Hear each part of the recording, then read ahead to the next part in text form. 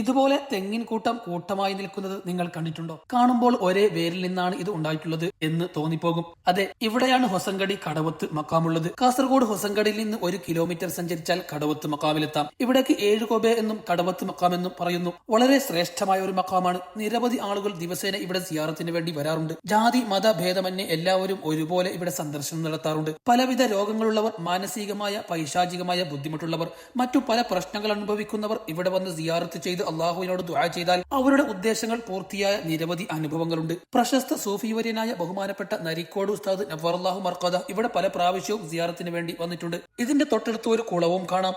ഇവിടെ തന്നെയാണ് ഈ ഒരു തെങ്ങിൻ കൂട്ടം ഇങ്ങനെ കൂട്ടമായി വളർന്നിട്ടുള്ളത്.